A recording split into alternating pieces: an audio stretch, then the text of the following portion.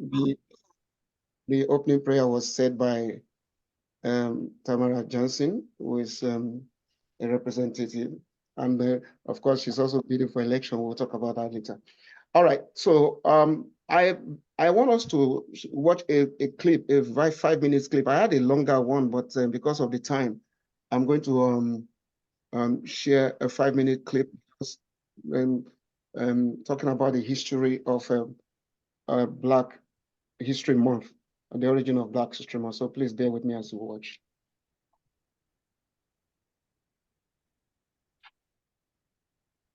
Please. Black History Month was created in 1926 in the United States. And historian Carter Godwin Woodson, yes, for the study of Negro life and history, announced the second week of February to be Negro History Week. Since the 1890s, Black communities celebrated the birthdays of two people considered to have a big impact on Black history in the United States. Abraham Lincoln, February 12th. The American president that issued the preliminary Emancipation Proclamation that declared all enslaved people to be forever free in 1863. And Frederick Douglass, February 14th. After escaping slavery, he became a national leader of the abolitionist movement to end slavery and famous for his anti-slavery writings.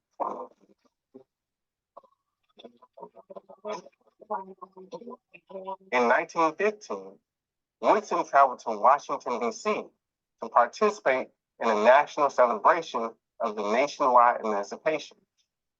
He was inspired by experiences from his trip to create an organization to promote the study of Black life and history. Soon after, he helped to form what is now known as the Association for the Study of African American Life and History.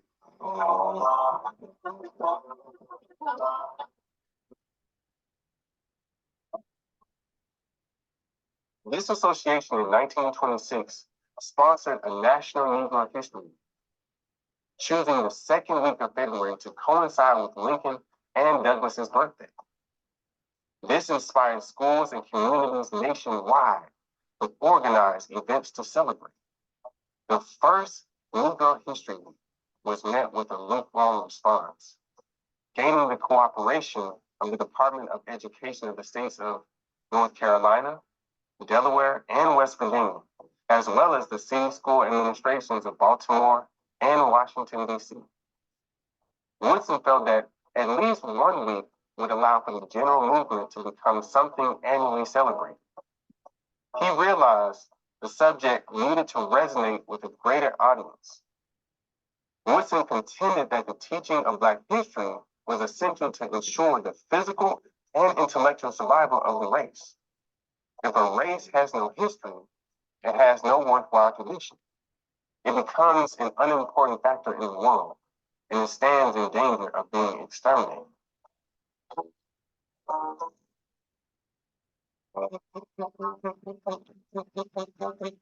By 1929, with only 2 exceptions, officials with the state departments of education of every state with considerable Black population made the event known to the teachers and distributed official literature.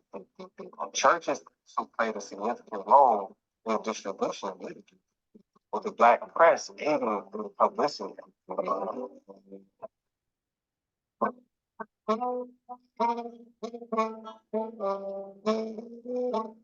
Throughout the 1930s, Negro History Week countered the growing myth of the lost cause of the Confederacy, that Blacks were better off under slavery.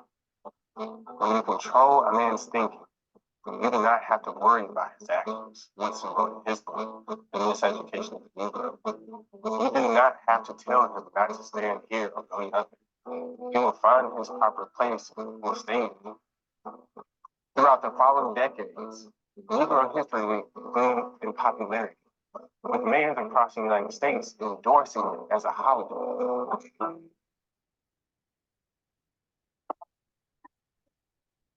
Black History Month was first proposed by Black educators and the Black United States student at Kent State University in February 1969. The first celebration of Black History Month took place at Kent State 1 year later, from January 2nd to February 28th in 1970.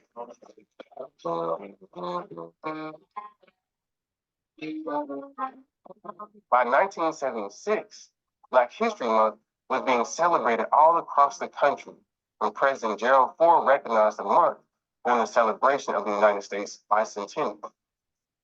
He urged Americans seize the opportunity to honor the too often neglected accomplishments of Black Americans in every area of endeavor throughout our history. Black History Month is observed in the United States and Canada in February. Ireland, the Netherlands, and the United Kingdom celebrate in October. On February 22nd, 2016, a 106-year-old Washington, D.C. resident and school volunteer, Virginia McLaurin, visited the White House as part of Black History Month. When asked by President Obama why she was there, McLaurin said,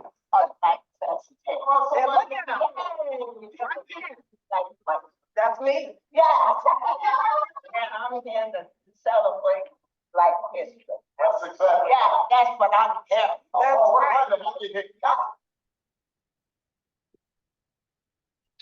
Thank you. I think this particular slide was very important to me because it is important for us to see the importance of the roots of our of our history. I mean the history of Black people as it relates to Black History Month. Next, we will talk about Shoreward Ministries, who we are, and why Black History Month. And I've also written this down for us to see on the slide. Shoreward Ministries is a ministry that was created to essentially minister to all people of race and color with the teachings and the words of the Christian Bible. So at Shoreward Ministry, we serve to create a welcoming and empowering community in Canada through programs derived from biblical teachings. We have a strong focus on supporting newcomers in particular, especially those of African descent, in transitioning and integrating effectively into their Canadian communities. We do all we can to ignite positive change in the society through Christian virtues and activities. We were able to accomplish many of these feats through partnership and support from organizations such as the Supporting Black Community, Black Canadian Community Initiative, the Black Business Initiative, the New Horizons for Seniors Program, even the Canada Summer Jobs Program. And then, of course, we have collaborative efforts with other organizations within our community, such as three foundations, Royal Family Organizers, Help Aid, the Nigerian Canada Association of BC, and the Yoruba Association of BC, the African Canada Education Foundation, the Nonviolence Advocacy Network, the African Stages, Shalom House, and several others, Umoja operations. I forgot to put that on the list when I was asking somebody to put the list down. There are quite a lot. Even African Women Empowerment Group they were all part of the collaborative efforts we've had in the past. That is in short, Shoreward Ministry, and as it relates out with our community engagement, which is closely related to Black and our history as Black people. With that, I'm going to go ahead and try to name and mention our speakers and a general introduction of our speakers. And the first tonight is a woman that I've come to respect, and that is in the person of Mama Kombi, as she's popularly known. Mama Kombi is popularly known, her real name is Kombi Nanjala, but she's popularly known as Mama Kombi. She's the CEO of the Great Lakes Networking Society of BC, which was registered in Canada in 2010. She's a dedicated community leader spanning her efforts from Africa to Canada, passionately advocating for the respect, acknowledgement, and amplification of her people's voices. She actively fights against Black racism and strives to uplift those facing disadvantages within our community.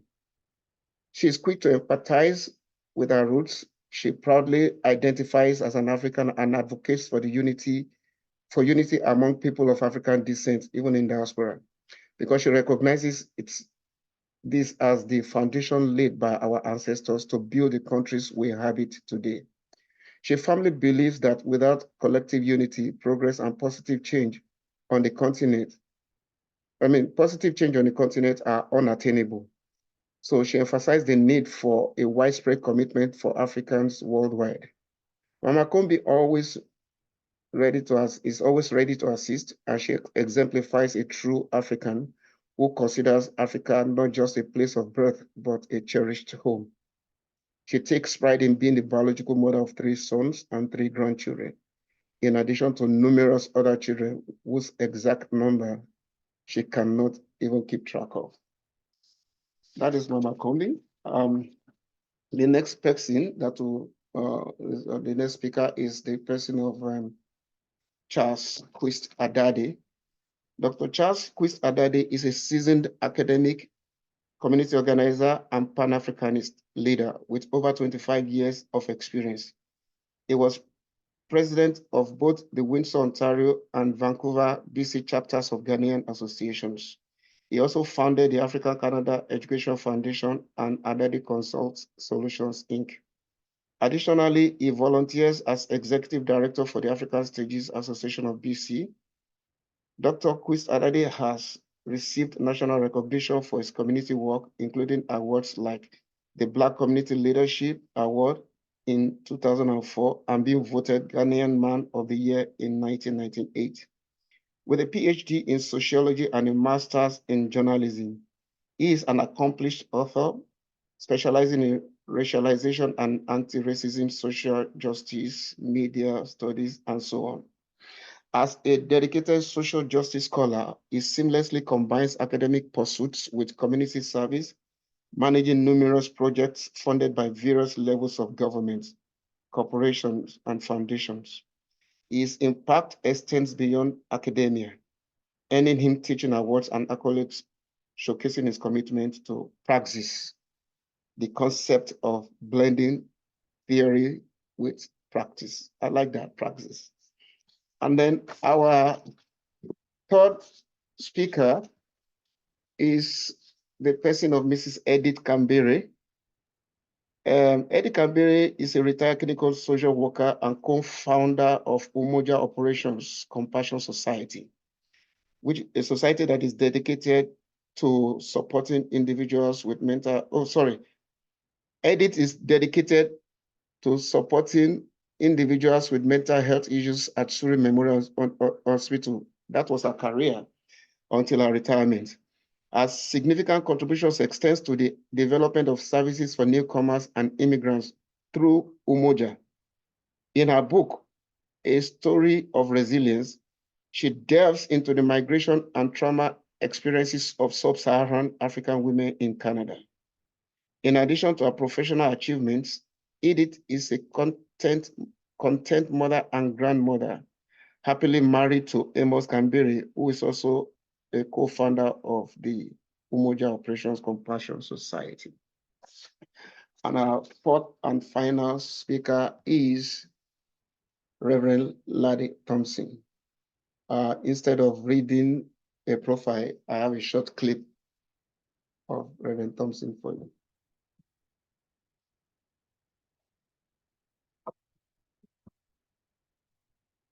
We've been influencer. Born in the early 60s to parents who were professionals. Father, a medical doctor and Harvard admin graduate, plus British-trained mother. He received the very best of education in post-colonial Nigeria and graduated with a distinction and master's degree in architecture. Highly respected today as a religious leader, global security consultant, opinion molder, and consensus builder. This man of the cloth served as a special advisor to 3 generations of CAN presidents with oversight of a constituency in excess of 90 million persons. Resourceful, highly cerebral but pragmatic, he is known for out-of-the-box solutions in the pursuit of global peace and harmony. Ranging from UN Track 3 events, inter-religious parties to international policy gatherings on multilateralism, his contributions have been invaluable. Also known as the voice of the voiceless, he serves on the board of several impactful NGOs, like the Macedonian Initiative, with a focus on conflict management and resolution in terror-prone areas. Please welcome Reverend Laddie Peter Thompson, the influencer, the man that continues to advocate for NVC, nonviolent communication as the standard platform for all meaningful dialogue at the highest levels of discourse. It is generally said that everything rises and falls with leadership, but this particular influencer insists that effective communication is the true key, just that leaders know to exploit this universal truth. Here in Canada, Reverend Laddie Peter Thompson serves on the board of NOVAN, Nonviolent Advocates Network, BC, Canada. Thank you. All right. I will still do these introductions by the time they start speaking. But for now, I will want to, because we didn't have a lot of people join us on time, so I want to welcome all of us to 2024 Black History Month celebration as hosted by Sherwood Ministries. And I also want to welcome all our attendees and our speakers and our special guests. And as we proceed, I will also want to acknowledge all the members of Sherwood Ministries, both present and who could not make tonight's meeting as a result of work or some other engagements. That said, I also want to welcome again Tamara Johnson, our representative who is also attending today, and all the members of Canada Heritage that are also observing this meeting. That said, I would like to now go to our presentations. Earlier on, we were introduced to the person of Mama Kombi.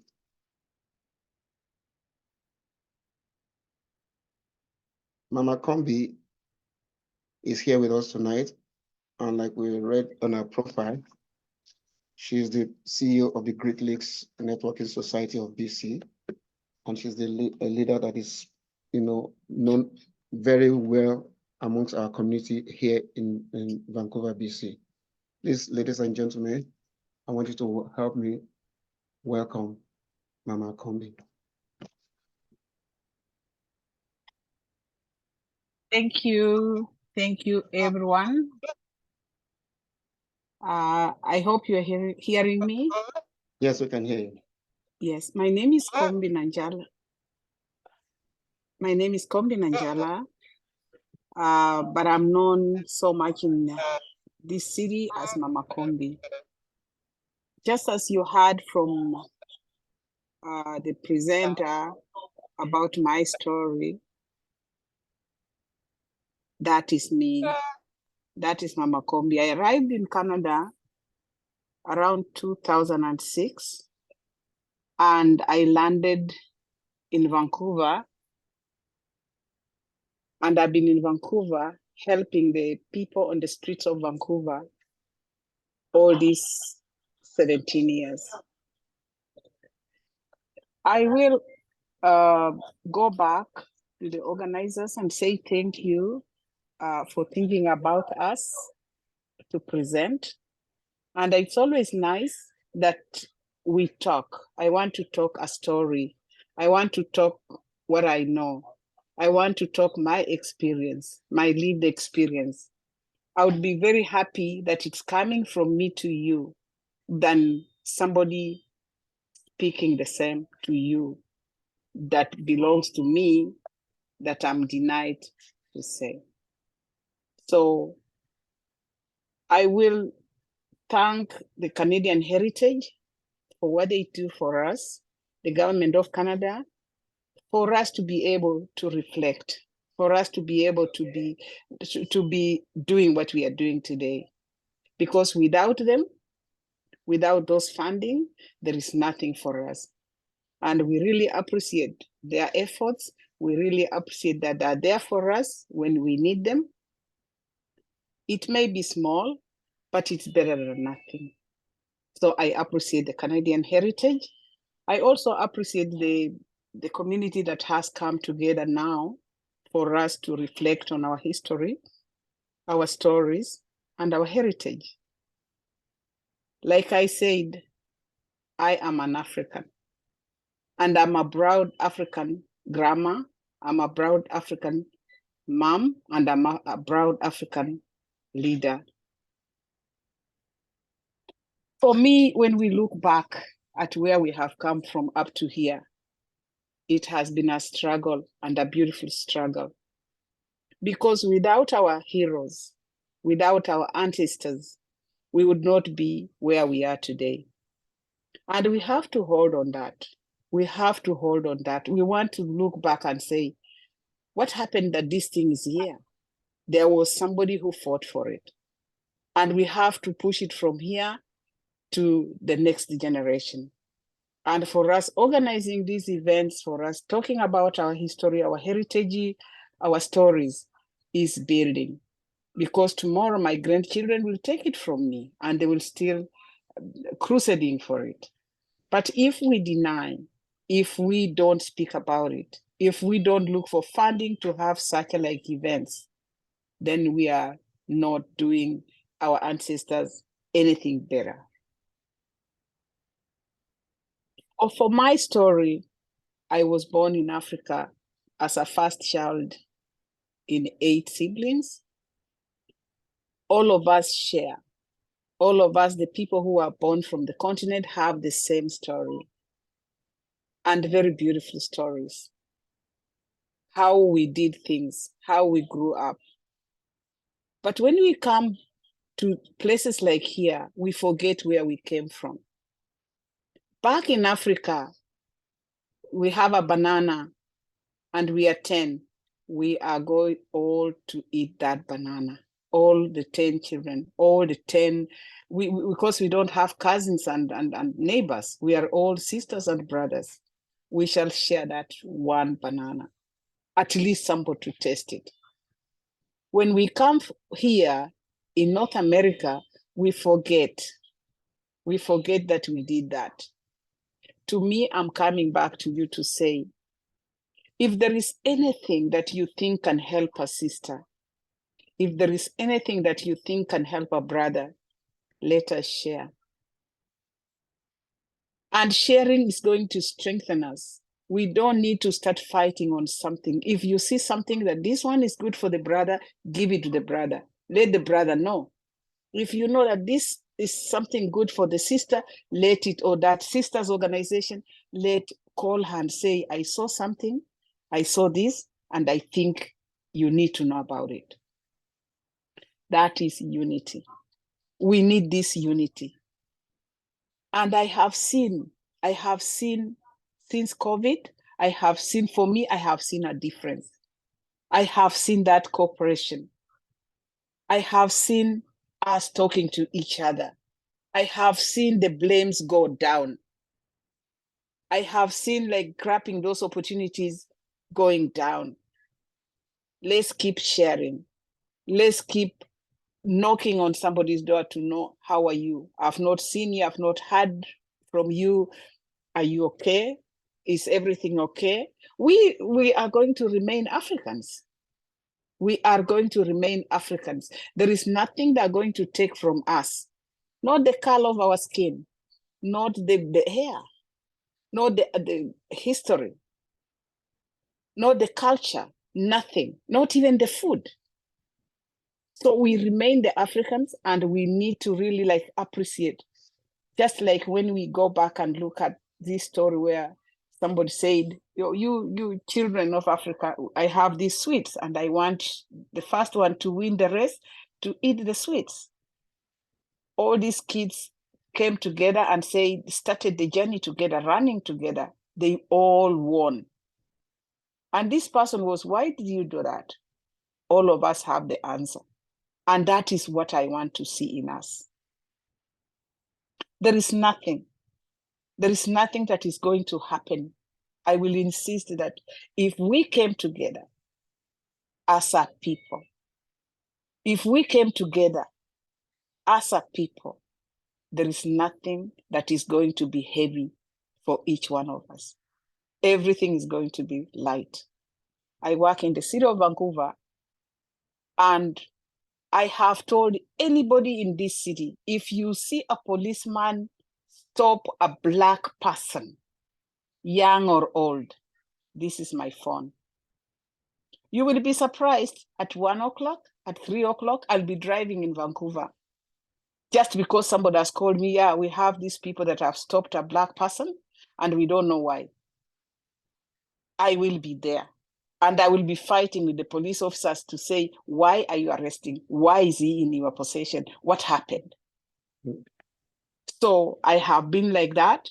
And I would really love that we do the same. I would like to protect our children. We need to do more than that. We need to remind our children that when you go out there, you are different. When you go out there, this is how the world looks at you. This is how you should present yourself. We never do too much, but let's just give that information to our children for their safety. So I don't know how many more minutes I have, or I'm going over. No, you have 2 more minutes. 2 more minutes. So for me, I will just, for the 2 minutes that is remaining, I'll come back to say, let's reflect on our heritage. Let's reflect on the heroes, and let's reflect on our stories, and let it be passed over to our grandchildren. Let's just encourage that our grandchildren exactly know. Because when we start teaching them now, it will be just like Obama was taken to Kenya when he was a young person. He still respects that. If the father did not take Obama to Kenya, he would not know that he was an African. So let's start putting this seed in our children. Let's also be prayerful to each other. Let's forgive if somebody has wronged me, if somebody has wronged you. Don't take that, give it to God. He says, anybody with a heavy load, bring it to me. And I think that is what I will do. I will say to end my story. I'm so happy that I was part of this, and I'll always be available to be part of my people. Thank you very much. Asante sana. Thank you, Mama Kombi. Appreciate it so much. I forgot to mention earlier on that we will of course have a question and answer session after all the speakers have made presentation. But if I were to summarize what I hear you say, you did emphasize the need for us to be united as Africans, even though we're in diaspora, to not forget our heritage, and to also be able to stand up for one another as Black people or people of color. And I believe that there will be people who want to make comments or ask questions later on. Next, I'm going to be bringing up Dr. Charles Adade. Dr. Charles Adade, please, attendees, if you do have questions, you're free to send it to me in the okay, I don't think we created that. I thought we did create that. But you can note your questions down. I will ask my co managers to try and create. Sorry. Yeah, to create a question and to question the question section for people to type their questions in while Dr. Adade is making his presentation. And for those who are not here, Dr. Adade is the founder of Adade Consult Solutions and also the Africa Canada Education Foundation. If you will permit me, I know I rushed through the PowerPoint presentation, but I would really like to show his visage to us again.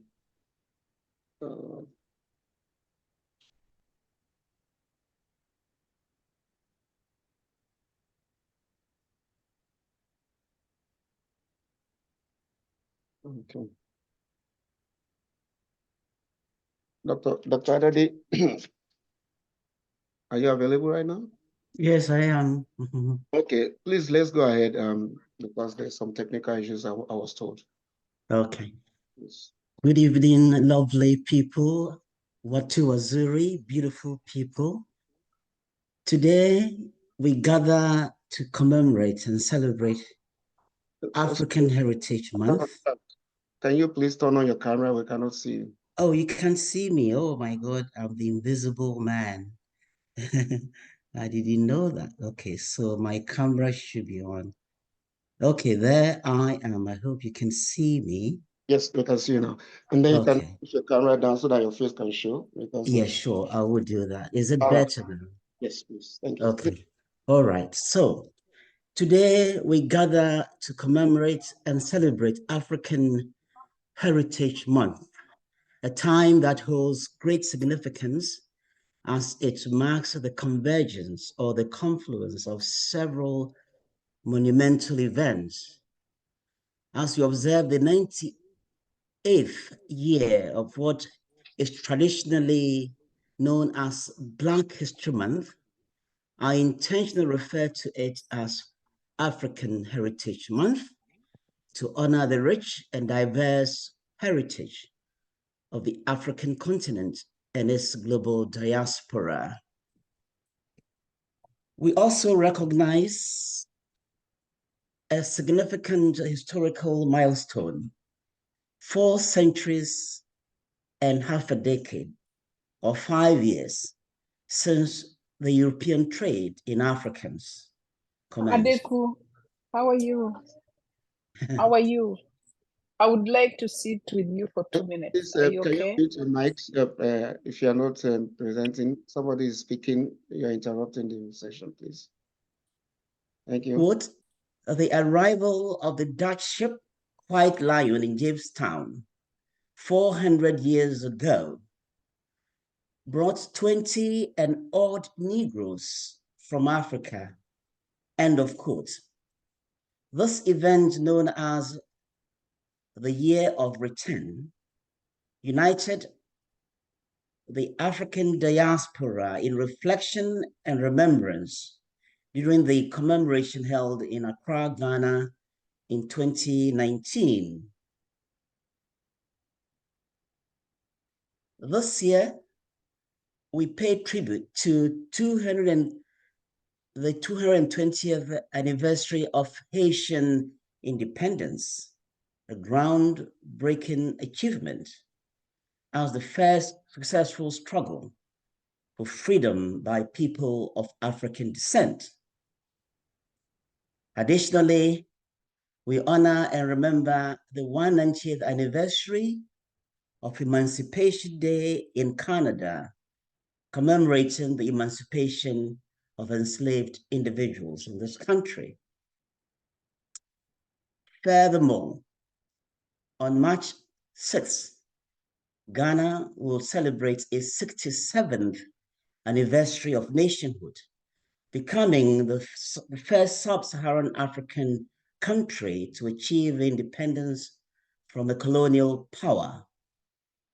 This anniversary serves as a powerful reminder to the unwavering strength and resilience of the people of Africa in their struggle for self-determination. Throughout history, numerous influential figures have echoed the fundamental message of African unity, African identity, and racial justice. Dr.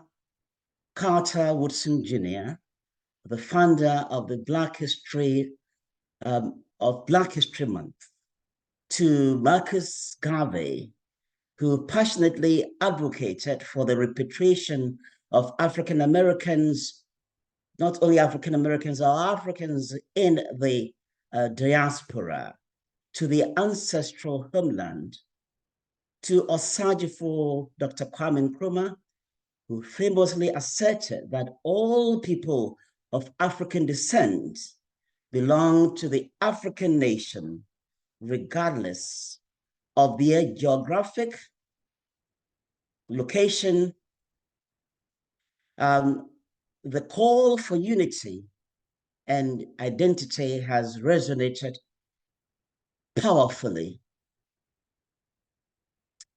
The soul-stirring lyrics of Bob Marley and Peter Tosh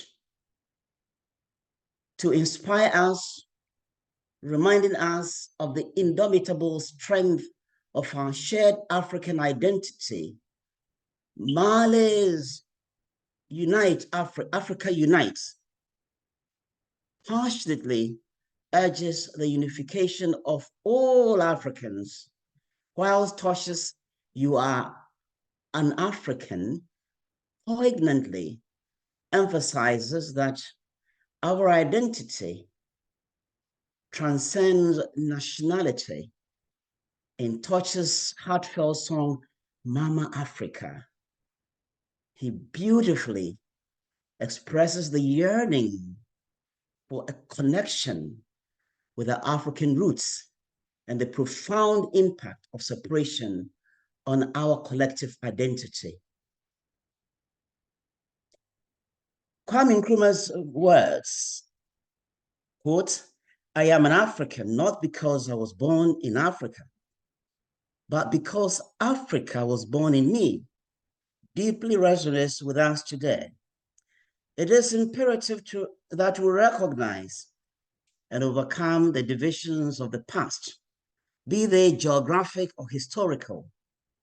Now is the time to unite and embrace our shared burden of the African Ma'afa, the great tragedy, the slave trade, as a catalyst for unity. At this juncture, ladies and gentlemen, may I seek your indulgence to observe a minute's silence in the sacred memory of the valiant warriors of African liberation and freedom in the continent and in the global African diaspora. A minute's silence, please.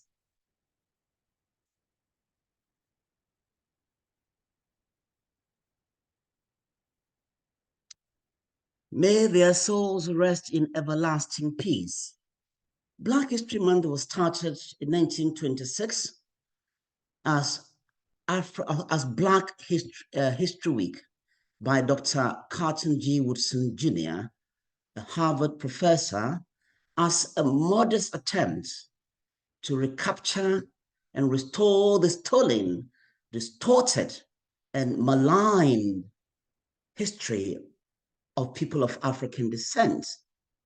In the 1970s, the week was extended to a month. In December 1995, the House of Commons in Canada officially recognized February as Black History Month, following a motion introduced by Dr. Jean Augustine. The House of Commons carried out the motion unanimously. Let us doff our hearts, our collective hearts, to Dr. Woodson, his tireless efforts to restore the distorted history of people of African descent and to rehabilitate the deformed image of our people will never and should never be forgotten. Against all odds, he researched, wrote, published, and lectured on a topic so dear to his heart, the contribution of Africa's sons and daughters to the stock of world knowledge and civilization. Dr. Woodson, through his writings, exposed the tissue of lies of European missionaries, explorers, colonialists, historians, the so-called scientists, the Africans had contributed nothing to world civilization.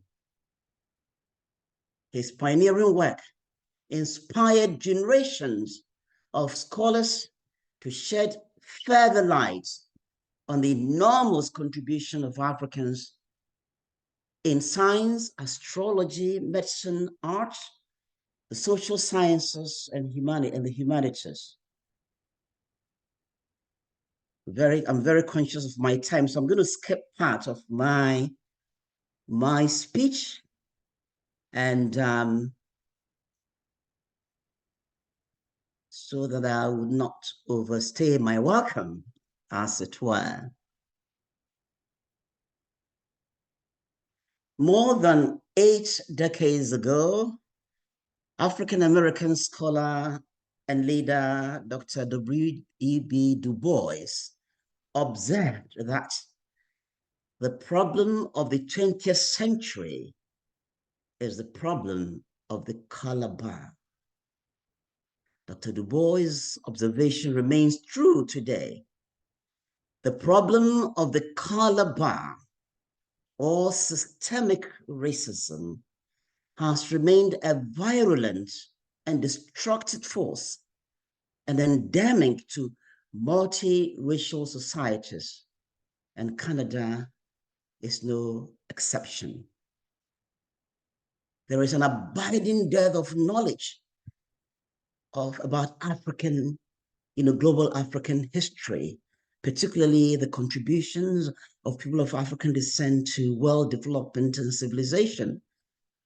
Our aim, therefore, must be to use African Heritage Month, or Black History Month, if you wish to call it so, to educate ourselves and others about the enduring and pernicious nature of racism, especially anti-Black racism.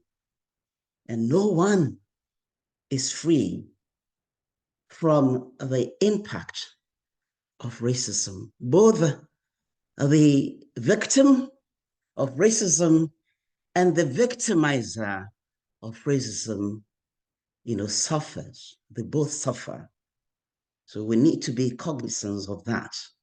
Time will not allow me to expatiate or explain this. Because now I'd like to leave you with a few words of wisdom from advocates and champions of racial justice. So the first one is, quote, race is man's most dangerous myth. Ashley Montagu. Racism is the foulest invention by man, Kwame Nkrumah. Racism is a disease of white people, Einstein. And I like to speak a little bit to this. I think Einstein was talking about systemic racism, because just assigning the blame of racism to white people ignores the structural and systemic and endemic nature of racism. It is like washing the outside of the pot when the inside is the problem, is dirty. And finally, and this is especially to our youth, every generation out of obscurity must discover its mission and either fulfill it or betray it. Frantz Fanon. Thank you, ladies and gentlemen, for your attention. Thank you, Dr. Dr. Charles. That was very, very beautiful. I can't wait to come to the conversation session because I have quite a few questions for you. Thank you. But thank you for taking us back memory lane of our history. I think I'll make a quick comment. It's the fact that it's time for us as Africans to really wake up to our responsibility so that we can leave something that the next generation of Africans in diaspora can be proud of. And as a widespread on this line has mentioned in the past, that diaspora has a very, very major, very big role and a major role to play in what obtains in the future of the African continent. With that said, I would like to reintroduce, I was told that the video did not play properly the first time, and there was some distortion. So since it's a 1-minute video, I want to introduce our next speaker in the person of Reverend Larry Thompson. And Larry Thompson is somebody that is personally known to me. Other than that, he's a man I have come to respect as a man of wisdom and a man who has an understanding of the workings of opinion molding. So that said, please watch with me this 1-minute clip, and as I bring up our our fourth and final speaker in the person of Larry Thompson. Meet the influencer. Born in the early 60s to parents who were professional. 1 second.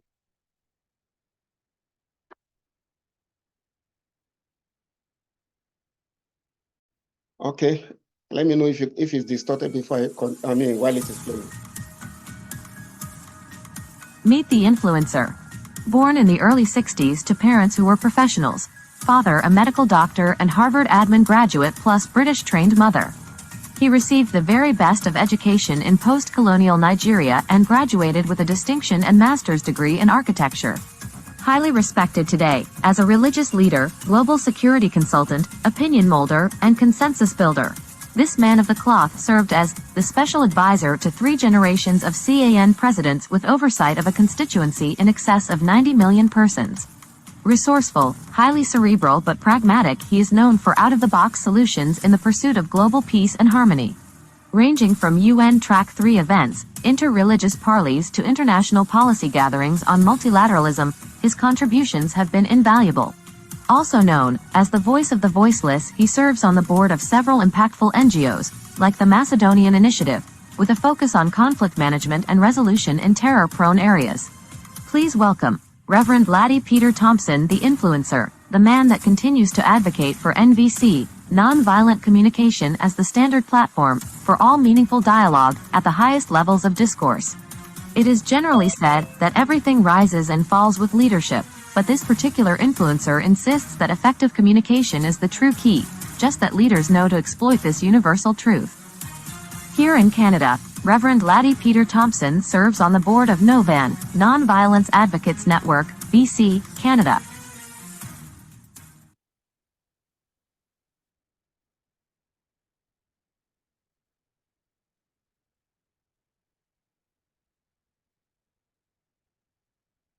All right, so please join me as I welcome our fourth and final speaker in the person of Reverend Larry Thompson, also known as the Oracle.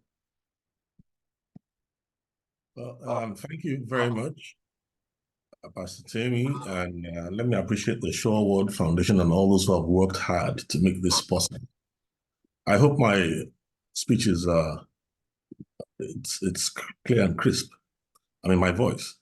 Yes, you're clear, except that we kind of let the camera come down a little. So okay, beautiful. I want to see more of my jacket. Thank you. All right. Again, well, you need to give me screen sharing rights because I'd like to use a PowerPoint. This is a 6:31, so I want to make sure that we keep to time. Now, let me appreciate everybody, like I've said, first of all, and then especially there are some youths who are my mentees here. David and his wife, Dara, I'm mentoring them. They tuned in from Toronto, the younger generation. I'm giving them a special recognition. I would like to start by saying that my good friend, Dr. Charles, mentioned the fact that Woodson G. Carter actually launched the celebration of the Negro History Week in 1926, February 1926. And I think I still don't have rights to share it.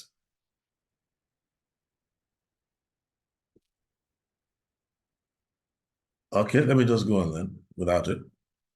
Now, from 1926 till date, we all know that an idea will die except there's somebody who nurtures it, feeds it, and fans the flames to life. So I think we need to also congratulate all the people who have worked assiduously, even in the 70s.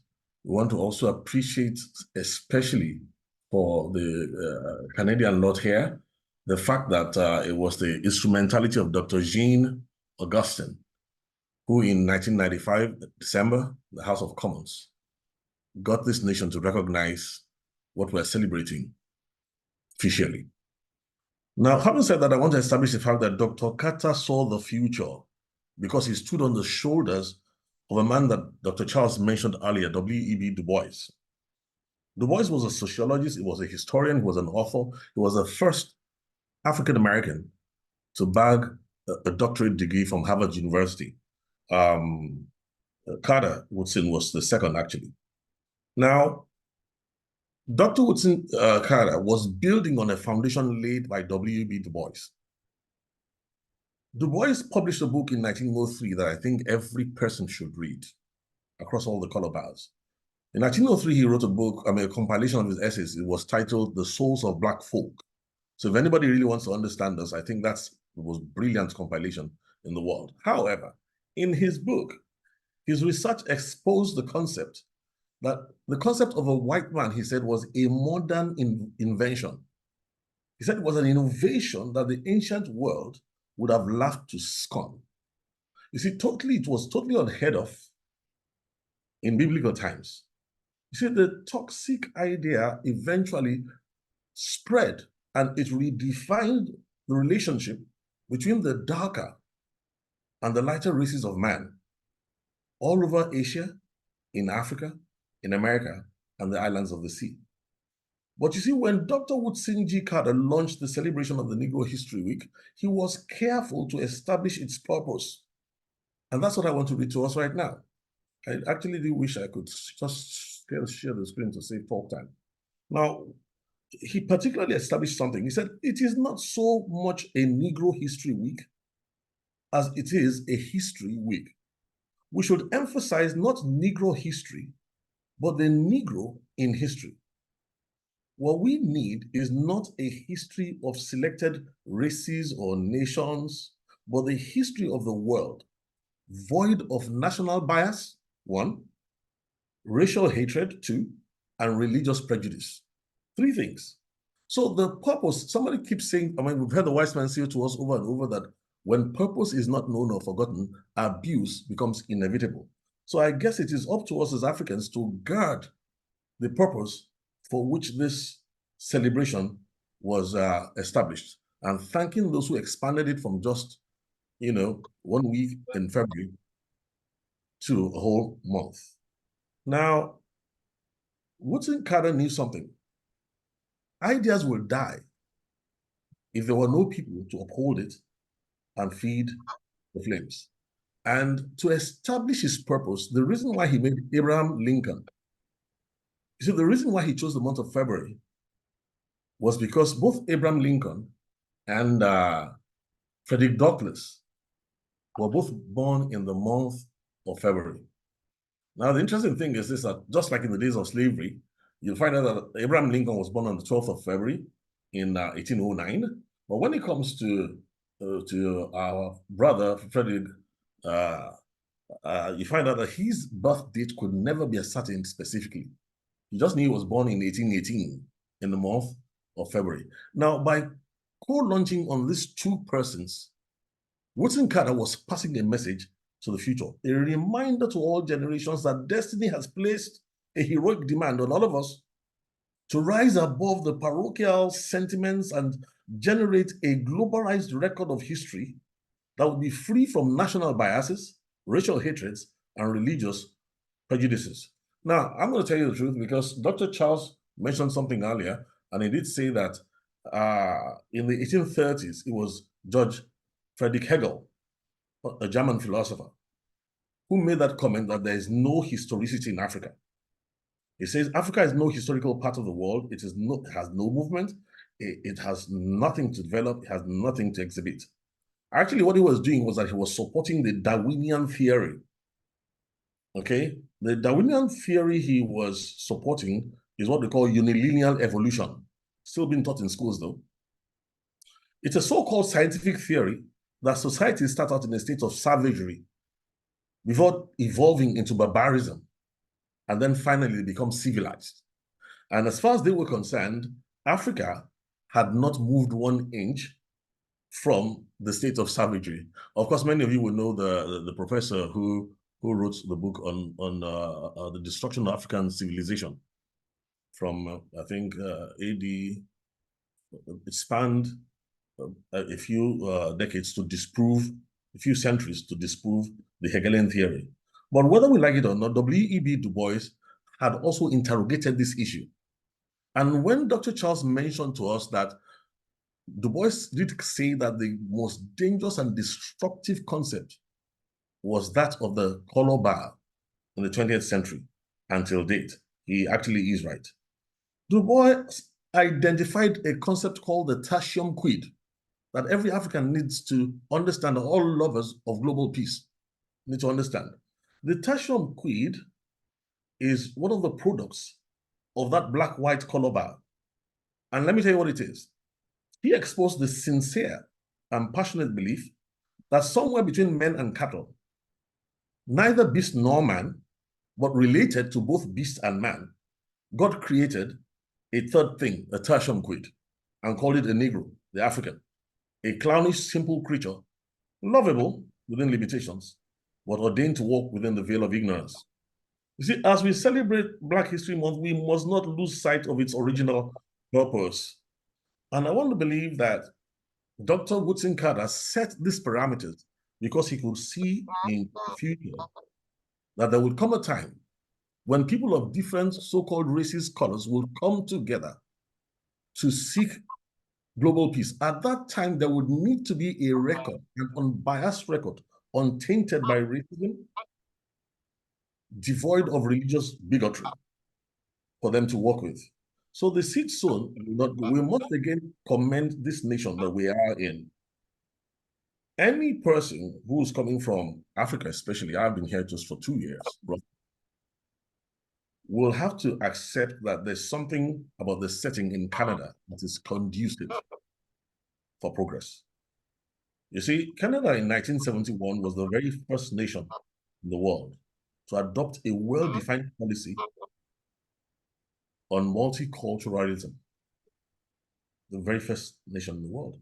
And then people don't know that we're watching, but even the way that Canada has embraced its First Nation is a source of encouragement to all of us to realize that Canadians have the mettle to set aside cheap and cowardly political compromises in their drive towards a peaceful, just, and prosperous future. This is something that is precious to us. Now, so what am I saying to us? Black History Month is therefore a continual reminder to all of us of African extraction and whose children, grandchildren are here, that there is much more to life than food and drink. The older generations must be prepared and encouraged to move beyond the scars and the wounds of diverse journeys from the African experience into the Canadian one. But the younger generations must be nurtured with the right mentality to take this celebration to the next level. And I'm going to say this quickly now. I said to you, where purpose is forgotten or unknown, abuse is inevitable. And it will be a tragedy for the younger generation of Canadians of African extraction to fritter away this golden opportunity that life has made available to us. Now, whether we like it or not, the tertium quid production all over the world was successful. But it went underground and became a lot more subtle and sophisticated when slave trade was outlawed completely. So our youths must be imbued with a sense of understanding. And this is where I want us to just play a little game here to soften things a little bit, the tonality of this meeting. I think our youths have the advantage that they are digital natives, where many of us are dinosaurs, talking digitally now. And I'm going to say to us that I did something, and I'm sure many of you will be interested in knowing what the results of this are. Now, Carter G. Woodson had said something in his book. He wrote a book called The Miseducation of the Negro. And he said something there. He said, if you control a man's thinking, if you can control a man's thinking, you don't have to worry about his actions. When you determine what a man will think, you don't have to concern yourself about what he will do. If you make a man feel that he's inferior, you don't have to compel him to accept an inferior status. He will seek it himself. If you make a man think that he's justly an outcast, you don't have to order him to the back of the door. He will go without being told. If there's no back door, he will demand one. Now, let me close by saying this. I went to ChatGPT. I decided to not stay in my generation. I went over to ChatGPT and took up my chatbot and I put in a few prompts. And I want the younger generation to help us with this. I asked a question. I said, please define the colors black, purple, and white. And artificial intelligence responded saying, black is the darkest color, the result of absence or complete absorption of visible light. It is often associated with power, elegance, formality, and mystery. Purple is a color intermediate between blue and red. It's often associated with royalty, luxury, ambition, and creativity. White is the color produced by the reflection of all visible light. It's often associated with purity, innocence, cleanliness, and simplicity. Prompt 2. Are there any purple men in this world? Well, the answer in short was no. You can try it on your chat box too. Yeah. Artificial intelligence is no purple men. So my third question was simple. Are there any white people in existence? It says, well, white people with very light skin, often described as white, do exist. It is important to note that skin color is a continuum influenced by melanin levels. The term white is often used to describe individuals with fair skin, but it's more accurately a social construct rather than a literal skin color. I didn't know artificial intelligence could be so political. Now listen to my next question. Prompt 4. So you're saying there are no white people in reality. The answer comes, the term white people is a social construct used to categorize individuals with fair skin. And it goes on and on. And I said, please, can you answer yes or no? Are there any white people in existence? Without batting an eyelid, artificial intelligence answered, yes. I was stunned. So my next question was, I said to artificial intelligence, tell the truth, are there any white men on earth? Says yes. In common language and social categorization, individuals with fair skin are often referred as white. I said, please, yes or no. Is an albino a white man? Without hesitating, ChatGPT replied me, no. Well, I guess I can leave the rest to us because Stephen Biko, I think I've run out of time right now, Pastor Timmy. Yes, you have. But you have actually segued into our interactive section. So maybe okay, let me just stop there. Yes, because you're touching on very, very important points, and I have a few questions already lined up. Let me close with this statement. Stephen Biko was slaughtered in South Africa. He said the most potent weapon of the oppressor is the mind of the oppressed. He said being black is not a matter of color. Being black is a reflection of a mental attitude. So I'm saying to the younger generation, one thing the older generation have never tried before is this. It looks as if racism is a program. Yeah. And no matter what we do, until we learn to reverse engineer the program and override it, it will continue forever because that's what programs do. Thank you very much for this opportunity. Thank you, Pastor Glady. I'm sure that a lot of us have questions in our minds, even though I don't see them listed in the chat here. I want to first of all apologize that the question and answer session was supposed to be included in this, but apparently the Zoom update removed it. so that's why we don't have that.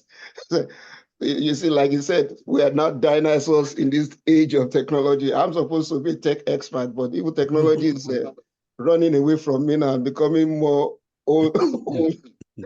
But I can do better with better than some of my colleagues who don't even know how to press the keyboard or who don't know how to use Microsoft. So we have our progresses of our levels of ignorance. But as said, I would like for us to get into a very interactive stage. This is the main crux. We spoke to the African experience, and I can summarize by saying that a lot of the things that I had tonight has to do with mindsets and belief systems. We as Africans, we have been made to believe certain things as truth, whereas it's a war of narratives. The things that we are operating with is born out of a certain levels of limitations that we have embraced as our ceiling. And I think, and I like Dr. Charles's in a point about you shouldn't call it Black History Month, but what was the word you used again? African Heritage Month. African Heritage Month, because when you say history, we don't even have our own history. That's why the theme is our history. We are actually, some of us are narrating the history that was given to us. And that's sad, because if somebody tells your history, they probably colorate that history with their own biases and mindsets. And whether Black or white, if I as a Black man writes a white man history, of course, I would write it from my lenses or my perspectives or my mindsets. So my question then, piggybacking on what Reverend Tonsi has said, and I would like to hear everybody chime in, including our speakers.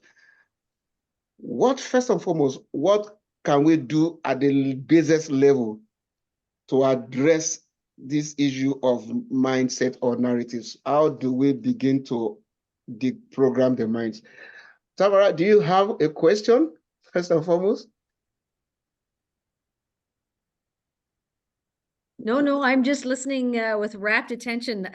These are things I haven't heard about before, so I really appreciate what has been presented.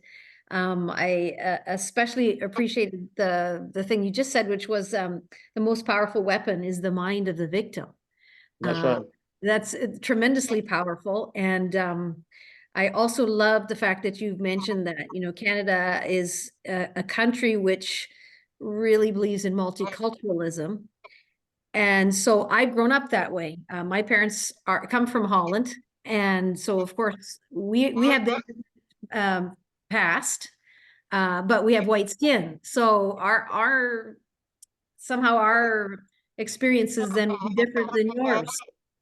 But definitely the mindset of the people who come to Canada in general is, I want to be a part of Canada. And so I love to hear that you say that Canada gives that opportunity. It's a golden opportunity to really show what it's like to be a country that appreciates everybody for their minds, for who they are, what they bring to the country, and not about where they came from or what's the color of their skin. So I really appreciate that.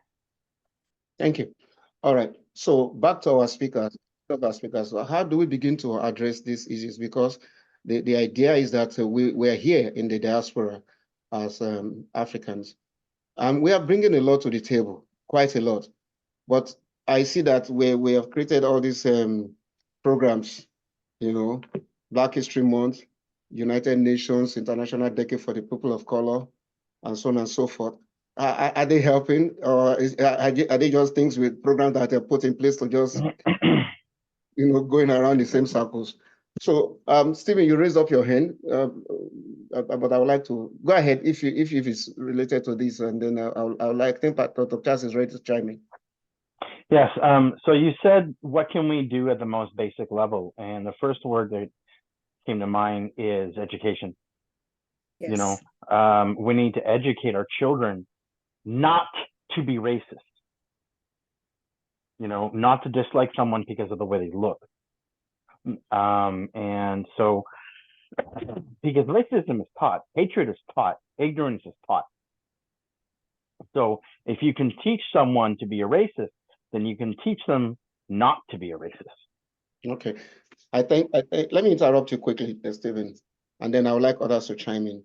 The truth is that education is key, but when you have a situation when education has been programmed certain ways, so the kind of education that is being taught is not addressing that issue. We have an education system now that is in place. They are teaching our children. They're teaching them about Black history. They're teaching about all of things, but they are not teaching them not to be racists.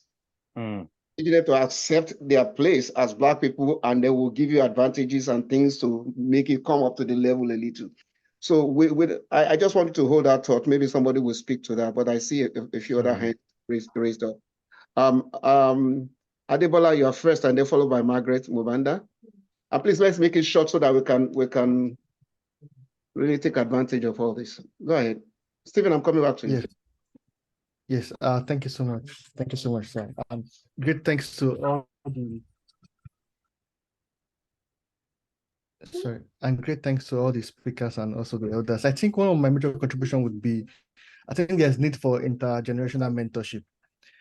From what I assess, it's still in the line of education, but what I see right from our community is that there's not a structured way for the youth and young adults to actually learn from the elders who have the required knowledge and experience in this field.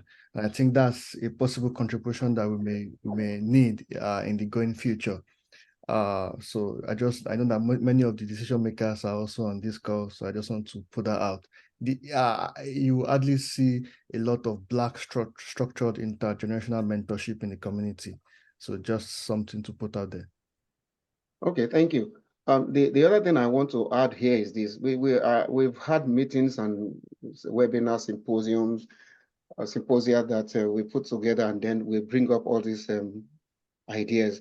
But I want us to really come to a place of actionable items, what we can do that can bring results, and not just another story we'll tell next year. All right, Dr. Charles, you want to say something before Sister Margaret comes in?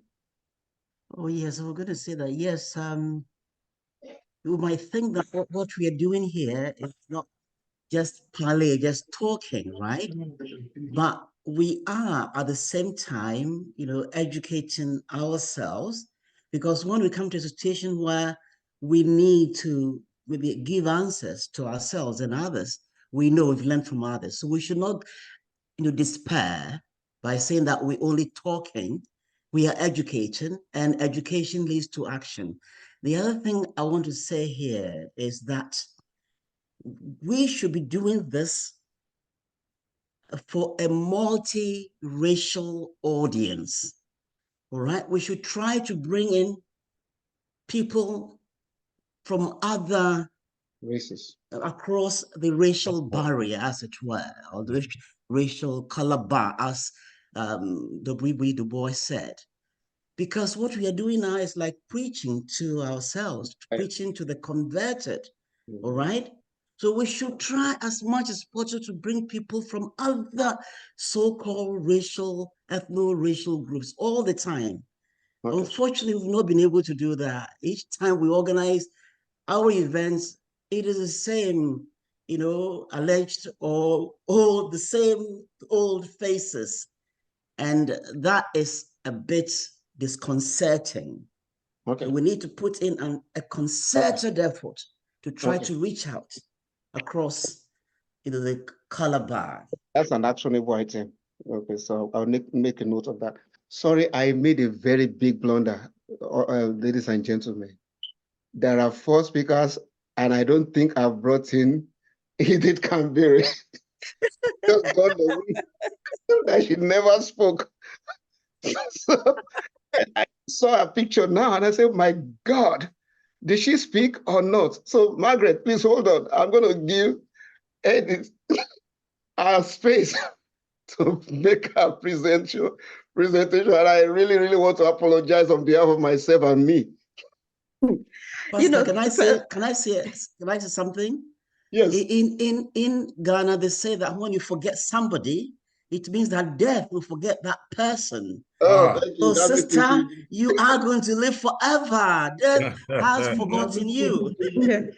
You know what? I'm so thankful that Margaret picked it. I was going to say something nonetheless. I don't know whether I should do a presentation or I should echo on on what the speakers have spoken. First of all, your 10 minutes is there, so whichever way I want to go. Yeah. Yes. First of all, I'm so appreciative of the points that Dr. Charles and Reverend Thompson have brought. When it comes to race, some of us, first of all, I have been here for 32 years, and I know what it means by being racially marginalized and what have you. Reaching even to the point of starting this Umoja, it was not something that came just by the way. It was through a hard struggle of what we went through. First of all, at my workplace, okay, I'm a retired social worker. At my workplace, there are always these forms that they bring. We give our clients, and they are different. What is your ethnic group? They put Chinese, they put white, and then black. And I would ask my colleagues, who is black in this organization? Who is white in here? Can you show me? And I would bring a comparison like a paper. I would say, okay, this paper, tell me what color is this paper? White. Okay, what color is your skin? Okay, I'm brown. What about me? This is a black book, and this is my color. How do you identify or distinguish these two? It was always war, and my colleagues at work would say, you know what, Edith, we don't know how this came about. So echoing the Reverend's piece of information, no, is it Dr. Charles? We should always bring in other ethnic groups, please, so that we can give them our piece of mind, our piece of information on how we need to tell our story. Not I think we need to rewrite this Black History Month so that we can write it in a story that reflects where we are coming from and where we are going through and what we want to achieve. Can you hear me? Yeah, I can hear you. I'm agreeing with you. Yes, yeah. So that at least the next generation of our children and their friends get informed of what they are talking about. Let nobody write our history. Yes. When we should be the one rewriting our history. I know we have so many elite people on this platform and elsewhere. Our children are studying. Let us try to educate them what they need to understand about our history. A case in the point, I think I have also urged doing some research and what have you when I was, I think, doing my master's thesis. I would question, some of the women would come to me and ask me, how do we identify ourselves? Why is it that we are treated like this? And when we try to explain ourselves, it is like you are talking to a wall that is not willing to listen. And one question I would ask, it is like, you go to the doctor, the Canadian doctors, or even maybe African doctors, I tell them, look, this is what I'm suffering from. I have a headache. This is how I feel. And then the doctor tells you, oh, no. You are not, you don't have the headache. You have maybe something. But I want to tell you my story. I want to tell you where I'm coming from. So I think from this platform and going forward, let us be vigilant and insistent on bringing these other ethnic groups from now on. That was my comment about answering that question about yes.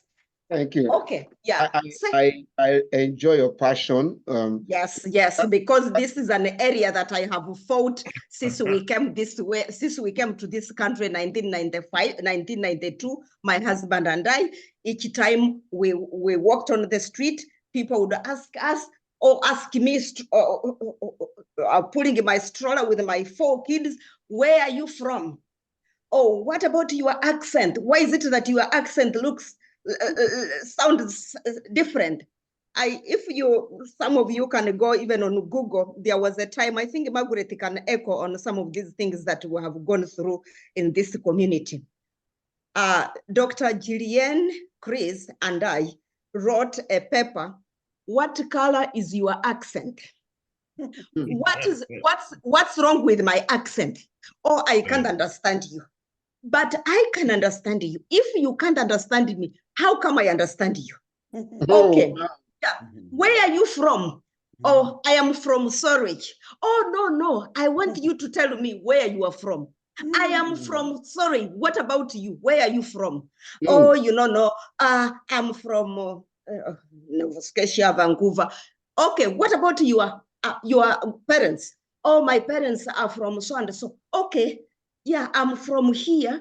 I'm from Surrey. And of course, it gets at my nerves. That one on its own is already racism. I guess I hope you people understand me. Anyway, this story and this platform is so excellent that, yes, as Dr. Charles said, we are talking to the converted. We already know the issues. The best thing is for us, please give us the opportunity, organize as many more forums as possible. I salute the Canadian Heritage for this funding to be able to put up these presentations so that we can express some of the personal concerns that we have. There is through my traveling and being frustrated with where are you from, what do you do, I felt, okay, I think we needed to start something for the Africans. There was no community, no organization, only mosaic. I'm doing my research. I'm looking for information about Africa. I can't find any publication about Africa. I go to the library, I find nothing. And that gave me the motivation to start something, my husband and I, hence this Umoja. I did my thesis. Some of the information is in this. It is, as you heard, I have this book if you want. I can't talk much because I don't want to take most of your time. I haven't launched it. I have been a little bit lazy coming out of the workforce where you are always discriminated, always what? I just wanted to have my peace of mind when I maybe relax, working together with the communities like you people. At one of these days, I will be able to launch it so that people can read about our experience. So after I had all of these problems, I realized, okay, let me see how we as Africans, especially women, what we go through when we come to this country. You go to a counselor, the African, the Western counselors or psychologists, what they tell you is something that you are not familiar with, and you get out very frustrated. So in that situation, we decided to start some programs for women to come together, talk about their experiences. We started on commercial and Professor Carol Christensen by the Rich Clinic. We started some programs. Therefore, I think it was the first African. If I can, my time is over. Yeah, but I really thank you for and I'm happy that I mean you came back to my mind, so I can see that now an action point is identifiable. And one of the things I've had all of you mention is the fact that, number one, our history is not anywhere here. Even at home, I think one of the saddest phrases I've had when I was growing up as a student is that if you want to hide anything from a black man, put it in a book. You know, that's so saddening. Because I felt that maybe because black men don't want to read. No, I think it's because of the influences many of us had growing up, because the environment was already designed not to encourage readership and not to encourage education. And we have the best of education as ordained by nature. And that is what they call, I've forgotten that word now, apprenticeship, you know, and then other forms of education. But right now, because of time, we're supposed to close this event by 7:30, and I can see that people are willing to chime in. I want to I want to. Excuse me, please, one point, but my last point, because as the previous speakers have mentioned, time is short. I just wanted to conclude, although I didn't even go through my facts. Let us collectively strive to take our children back to our countries of origin to visit so that they can understand the true cultures. I have one of my children, the youngest, we took him when he was 12 years. He's totally an advocate of who we are as Africans, here and then at home. That is key. And let us be each other's keeper as Africans, not as the rivals fighting each other, fighting among ourselves. Thank you very much. Thank you. Thank you. All right, before I make my next comment, I want to bring in Margaret. She's been raising up her hand since. Margaret, will you please go ahead? Margaret Mobanda? I think she's muted.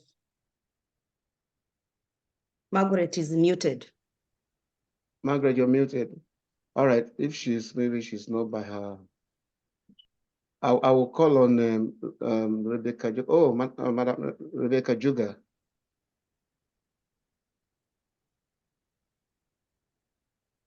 We're all muted. Yeah.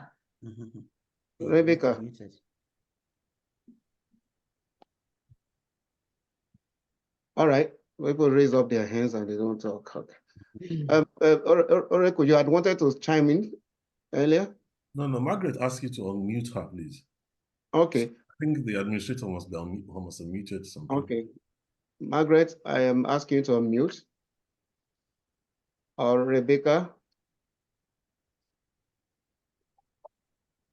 Okay. Can somebody mute them? Okay, you say unmute me. I didn't mute you. I won't ask you to unmute. I don't control. Okay, what's to save time now? All right, Rebecca, what about you?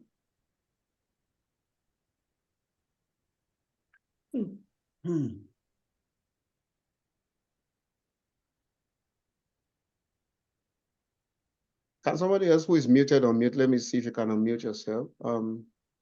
Asira, can you? Yeah, I'm able to unmute myself. Okay. Yes. No, I didn't. Yes, I can. All right. David Imabe King, you want to chime in? Look, Asira, do you want to say something? Oh, no. I think Oracles was about to say something, so maybe we'll just wait for him to just add. Okay, it looks like she's unmuted. Rebecca is here. Okay, Rebecca, go ahead. Yes, I'm here.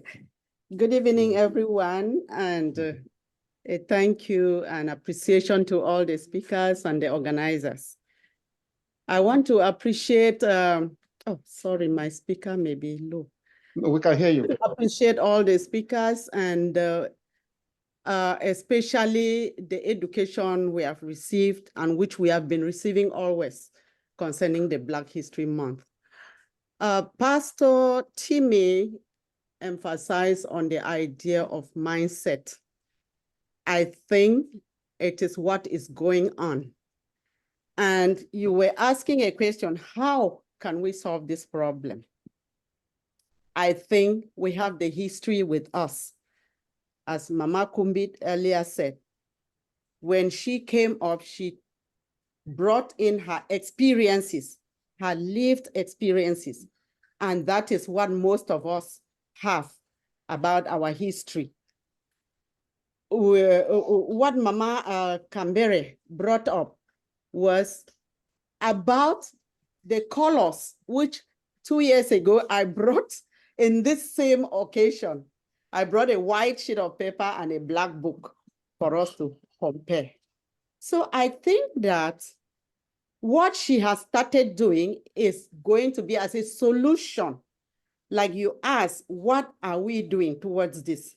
I think writing our history down on paper is something that we'll hand over to our children.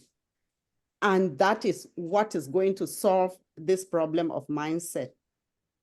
I think educating ourselves as we are already listening and hearing and then we disseminate the information to our families, to our children, to our communities.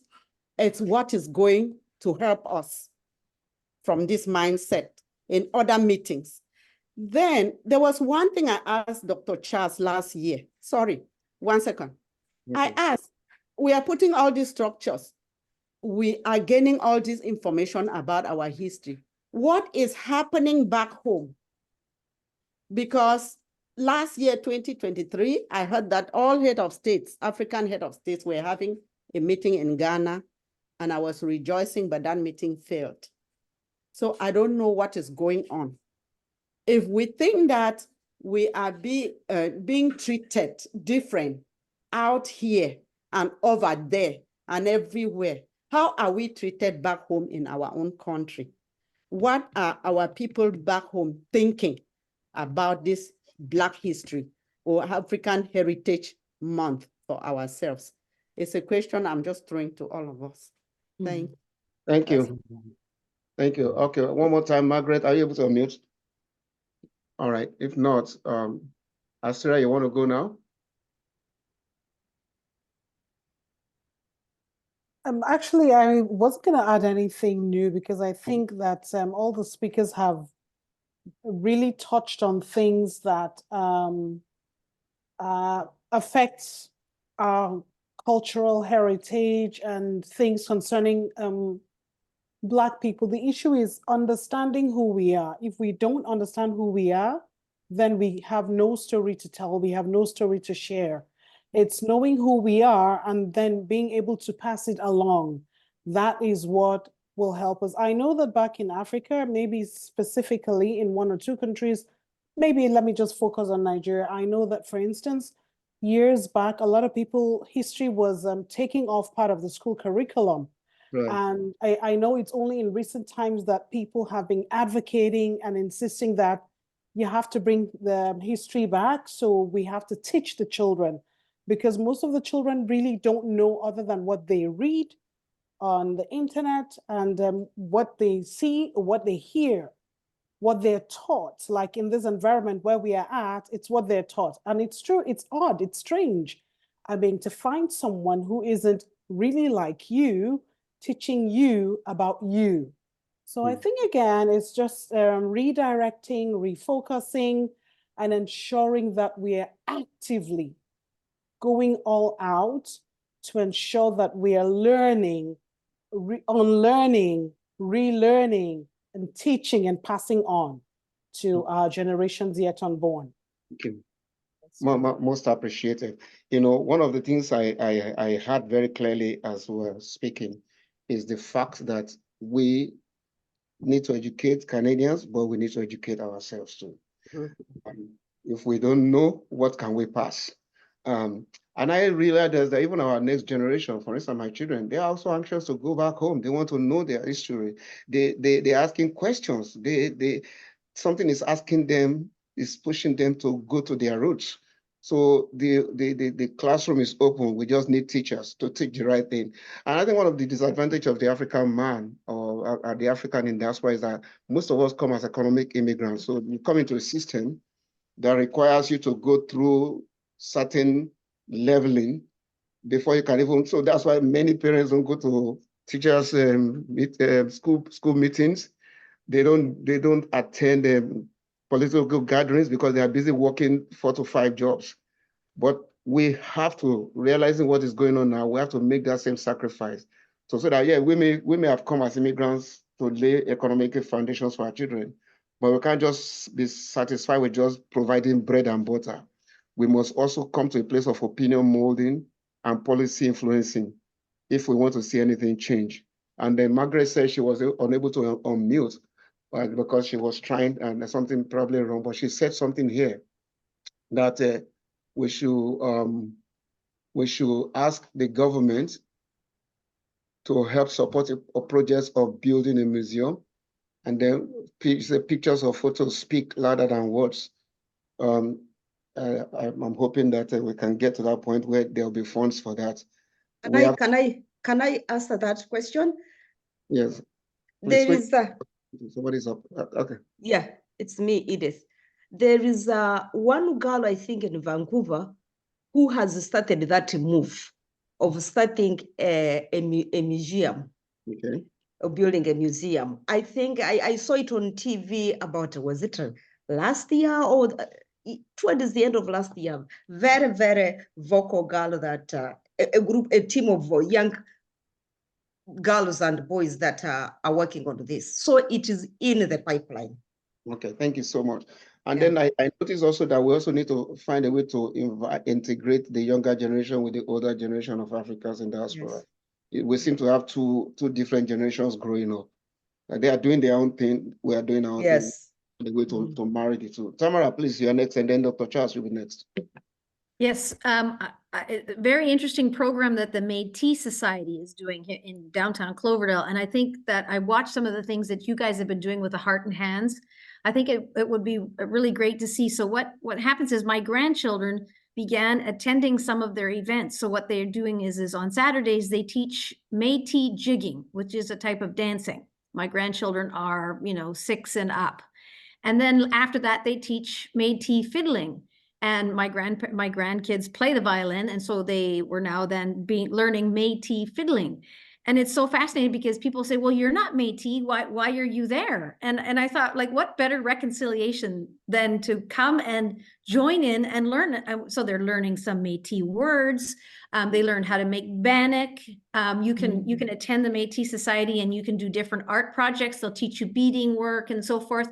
And I think there's no better way to get to know somebody than to do something like cook something together, learn some art, learn some music from your history. And so they're teaching their kids as well. These Métis children don't know much about their heritage, so it's for them, but it's also very open for us. So maybe that's a practical way. I see you guys are doing some language training with some of your programs.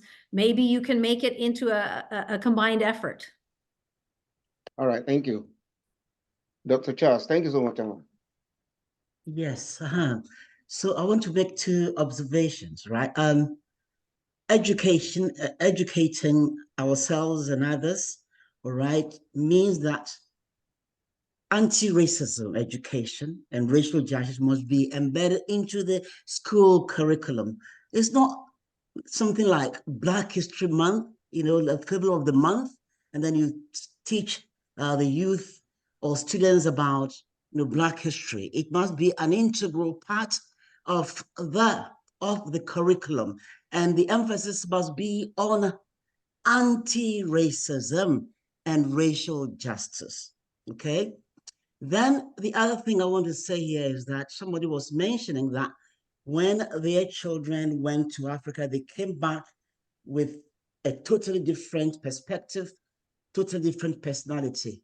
The same thing happened to me. My daughter went to Ghana last year, and she came back a totally transformed, young lady, all right? She had a very parochial view of Africa, so filled with a lot of biases and stereotypes.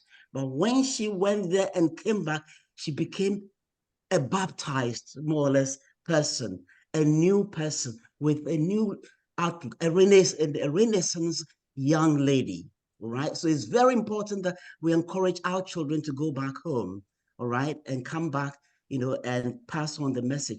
The last thing I want to say is that beneath the skin, we are essentially the same, all right? We are essentially the same. And the fight against racism should not be only a fight for Blacks or people of African descent or the so-called people of color, all right? It must be a coalition, a rainbow coalition for everybody, okay? Yes. And one Ghanaian philosopher said, education said, it takes both the Black and white keys on the piano to produce melodious music. So we all need to come together, all right, and learn and teach each other, okay, about our foibles, our achievements, our hopes and aspirations together, all right? So that is all that I want to say. Beautiful, well, I don't remember who mentioned. I think it's Mrs. Kapiri. when she mentioned that we need to take our children back home. Of course, our children who are grown-ups, who are already family members. But the point is that we can create an idea of an excursion, a trip. You know, we can create pilgrimage back home. Either we arrange for people to go to Africa, to Ghana, to Uganda, to Tanzania. Why do you have to always go to Europe and all those places? Why can't we go to African nations?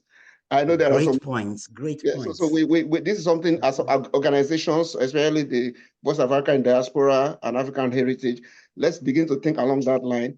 They'll be in charge of their own expenses, but we can just provide the safety, the protection, and the tour guide for them to do all this. I think something that is worth considering. All right, I see Mama Komi, but before you, there's someone already, and that's Judith Imabe King. Please go ahead. We have just a few more minutes. I want to say thank you to everybody who has been involved in organizing. I hope everybody can hear me. I believe that if a cancer is to be healed, you know, it's to be healed from the inside out. You might see that a cancer is showing signs on the surface of the skin, but it gets healed from the inside out. And this is what I mean. As Africans, I agree with, yes, taking children back home. But what is the perspective of the people you are taking them to? The cankerworm that has grown in Africa is such that whatever comes from abroad is better than what is back home. And when you take your children and they see that they have an accent, they don't have the native accent. They give them priority.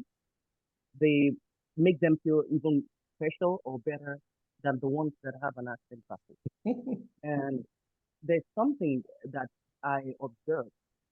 Africa can be divided into Francophone and Anglophone. And when those in the English-speaking areas, you know, come together, even though we're diverse in our own languages, but we all speak a pidgin English that no matter where you go, you can understand. So there's a lingua franca, in other words. Yeah, it's a lingua franca. And then the Francophones, even though they're colonized by the French, wherever you are in a French-speaking African country, the accent is the same when you're speaking that French. And it is what we call pidgin English or pidgin French. We do not communicate. Our children don't even know those languages except maybe they're listening to music, you know, or they're watching a movie. We don't communicate this with ourselves. You know, I thought today that is a day where Africans are recognized. We would make a statement all over Canada that they would see us in our culture as we are. If you're going to wear a hoodie, let it be a hoodie that has African fabric.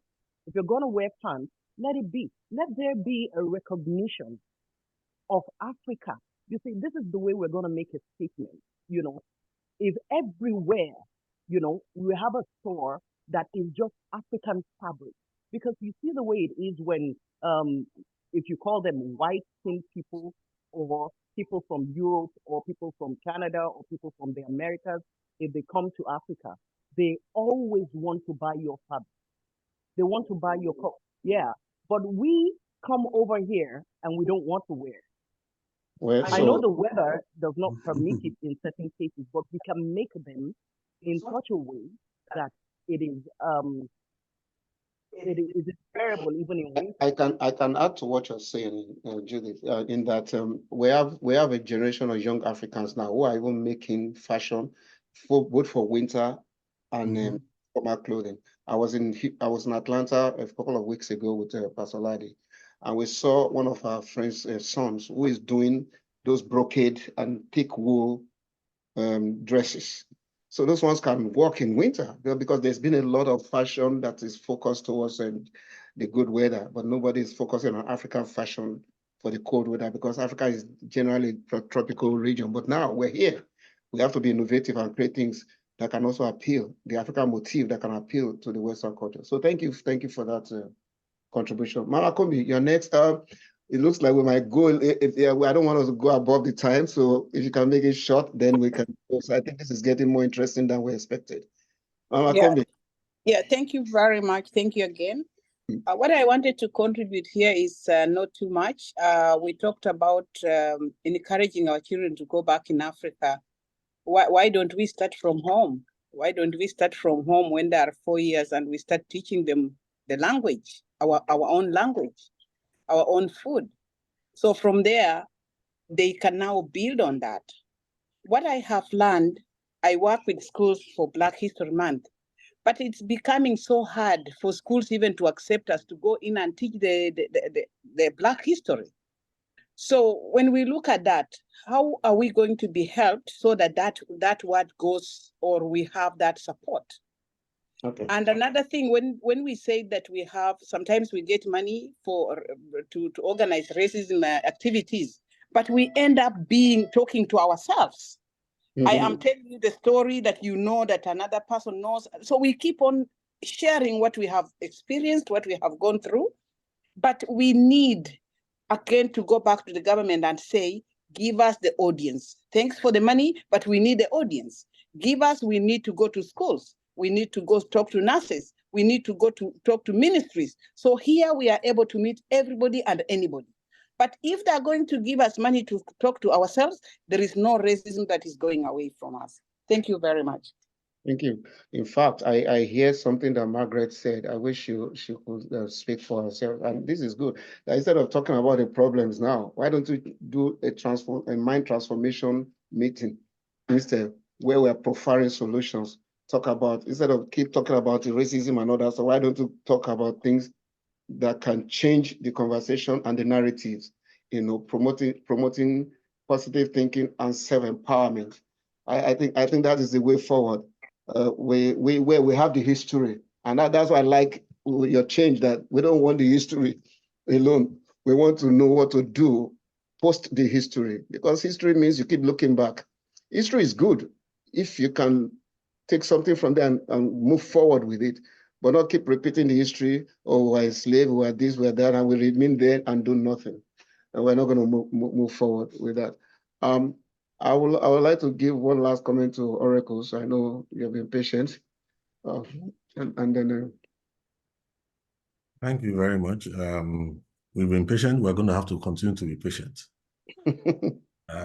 One thing I learned from listening to all of us here is that the real hope we have is the younger generation. The real hope we have is younger generation. We must not underestimate what we're up against. Let me just give one example so we understand the architecture of thought that we need. Brown versus Board of Education, 1954, Supreme Court case to desegregate schools in America. The evidence that was brought forth was what they call the black doll, white doll test. Professor Mimi and her husband, Johnson Clark. They brought two dolls, identical, one black, one white, and brought children from all ages, from like 3, 4, 5 to 11. Which one is the ugly one? Which doll is bad? Which looks evil? Everything negative. 90% of the children chose the black doll. That's right. Now, what are we saying here? The mind you are up against understands programming.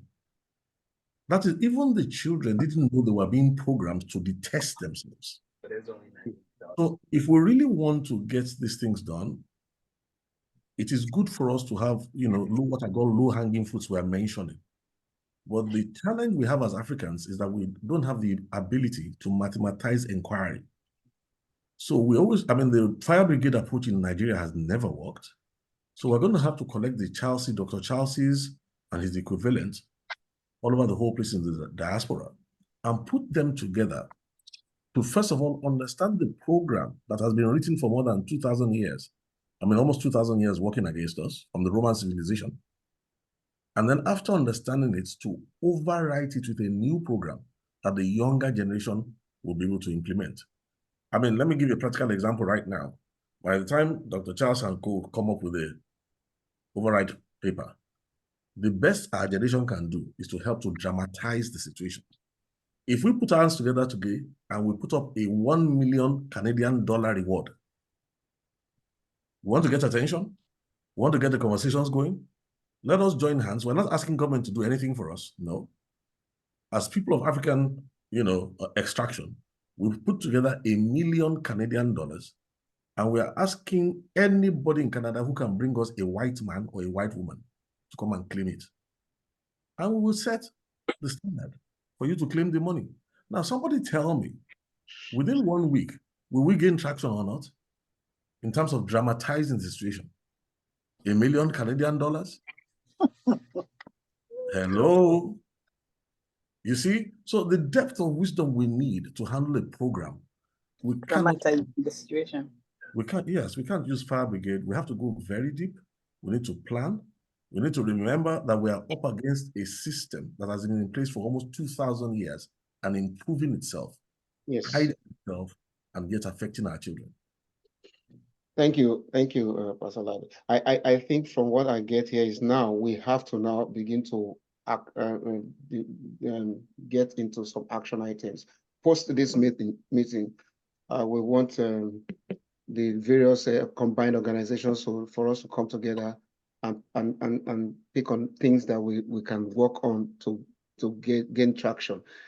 Because if we talk is cheap. If we talk and go home, we will come back next year and celebrate Black History Month. And I remember when I was young, so I used to fight that thing. And I read a book by Professor Wole Soyinka, and then so it was a poem, and then they were asking, what color are you? And he said, it's African sepia. And since that day, when I fill forms, I was a radical in the US. When I fill forms, I will cross out black and write African sepia. And I used to get into a lot of arguments, then because I was just being radical. But now I realize, because when they give you a label and you don't challenge it, it sticks and you begin to believe the lie as the truth. So we need to do something to change the narrative. And I want to acknowledge those people who are white, who can see the truth and they want to see the change too. So we want to remove the color barrier and see how we can progress as human beings, especially in Canada. Canada is a virgin land for all these things to take roots. And I believe if there's a need to do other things that are very important for our survival. But can you take some time out and begin to be creative and begin to ask yourself, what can I do to leave a very good heritage for the coming generation?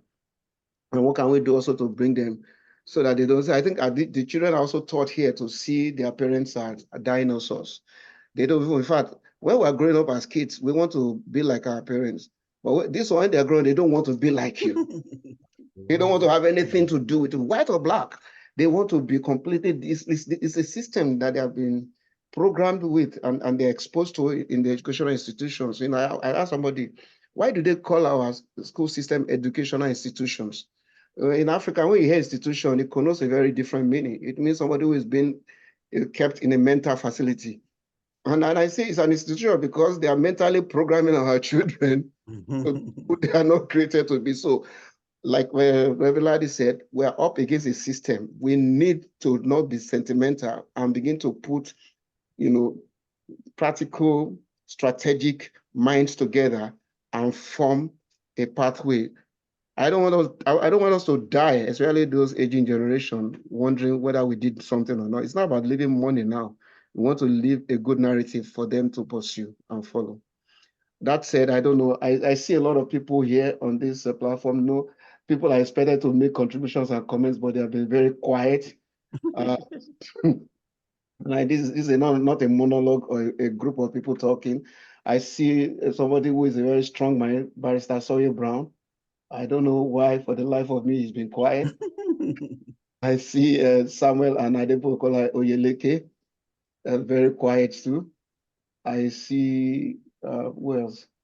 But I believe, I hope that you have received something from tonight. And even if you don't say anything, will this provoke something in us to go back and begin to challenge the status quo and begin to examine the narratives that we're embracing and see what we can do to change it. And I believe with the collaboration of people like Dr. Charles, Pastor Thompson, Soye, and a few others, and the Amos. And I love the energy of Edith Cameron. She should be our lead activist. We push her in front to go and be fighting. We'll give her support. And I want to especially acknowledge Astira. Where did you log in from, Astira? I'm in Oakville, Ontario. Yes, because when she called me that she was trying to log in, that and I was wondering, wow, from Ontario. I didn't know how she got it, but thank you for joining us. By the way, how did you hear about this? Oh, I got the invite from Pastor Ladi Thompson. Oh, okay. Thank you, and I hope you've been blessed tonight. All right, I want to also acknowledge Amos and Canberra of Umoja. Okay, now we have a novelty item that we've created. This is a Black History Month t-shirt. We're going to be making them available physically on the 29th, next Thursday's physical gathering for people to purchase. We decided to not put all the History Month thing on the top so that you can use it. We want it to be a functional t-shirt that you can wear to places. And if you want to remind yourself of Black history, it's right there at the bottom. And we didn't put any year on it. My wife is saying I should stand up. So you can see it. I hope my big tummy is not protruding. Okay? We see it. Yes, so please, the invitations will be sent out for next Thursday's meeting for people to register via Eventbrite. I would really like for us to come because there's going to be African food cuisine sampling. Okay, so if you can handle spices, and please, we'd like to invite our non-African friends. Let's invite, like we've had a message tonight. Tamara, please bring some of your people. Let's come and enjoy. Let's come and enjoy the cuisine. And I want to now acknowledge the Canadian Heritage for sponsoring this event. I want to acknowledge all our speakers who spoke from their hearts tonight. I want to acknowledge everyone that has come to attend tonight's event. I do not take anybody for granted. Thank you all for coming. Because if we have a program and we don't have audience, it doesn't make sense. So your coming is very important to us. And I pray that as we go, we will have something good to bring to the table next year as results and solutions and programs that were put in place that are going to move us as African people forward. Okay. With that said, Dr. Charles, wanted to do something? Well, I just wanted to make an announcement that the next African Heritage Black History Month event is tomorrow. Tomorrow is Friday, right? Yes. Yeah, tomorrow. It's my organization, Africa Canada Education Foundation, is organizing an event. The theme is vaccine hesitancy among people of African descent. We have a very formidable panel of panelists who are going to talk about the history, the impact, lessons learned and unlearned about our hesitation to be vaccinated. There is history about that. So please join us at 13550-106 Avenue in Surrey. Did you type the address in the Yes, chat? I will do that. Yes, right. Also notice some announcements here. I think Umoja is also having on May 25 an event that will bring African diaspora together. And Dr. Charles is having his vaccine hesitancy program tomorrow at the address. We will leave the chat on for a few minutes after for those who wish to attend. And we encourage everybody to attend. Thank you so much. So thank you, Mama Kombi. Thank you, Mrs. Edith Canberra. Thank you. Thank you, Dr. Charles. It's my pleasure. My first time moderating an event. I hope I didn't do too bad. Oh, you did superb. You did superb, superlative. I was a little tongue-tied at the beginning. I didn't follow my programs because a lot of things were distracting me. There were a lot of technical issues. Well, you redeemed yourself and you did so well. Thank you. I appreciate the compliments. So with that said, like I said, we're a Christian organization. We start with prayer, we close with prayer. So I'm going to ask Reverend Thompson, please. Oh, yes, please close us out in prayer. Bow our head. Let's just bow our heads for a minute. Almighty God, we thank you for your grace, your mercy, your peace, your love. We thank you for your provision. We thank you for every family, every individual represented here tonight. As we depart from this meeting, we trust that your mercy will not cease from our homes, and that, Lord, we will all have occasion to gather again together in the days ahead to deliberate and make ourselves available for you to use to establish righteousness in Canada, so that your light will shine and the glory will be seen. Testimonies will be global. Father, thank you for this. But we pray in Jesus' name. Amen. Just before you go, I just want to quickly acknowledge the person who designed the t-shirt upper lower at the backing. I don't know whether I still here. Yes, that's our designer. Yeah, thank you, sir. He had to put this together on a short notice. And then they also posted a picture, two pictures of the t-shirt design on the platform for you to see. We'll try and make them available, or we will have you to order because they are built in house. So we'll have them. We order, we do them, and we'll send them to you. All right. Thank you all for coming. Have a great rest of the week. Have a great evening. Enjoy the rest of the winter period. Looking for or spring period or whatever we're in. Looking forward to see you next time. Please be there on Thursday. Oh, I also, Bijou, thank you for joining us. I just saw you now. Thank